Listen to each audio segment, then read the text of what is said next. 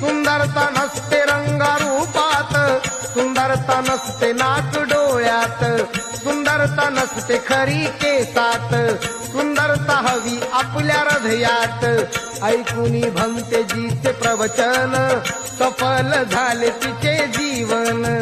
त्रिवार भंते जिना वंदिले, केवळे पुण्य तिने कमविले. जेव्हा तथागताला कळले, त्वरित भेटीला तिथे आले. हात पाठीवरून फिरवून, आशिष बुद्ध गेले देऊन.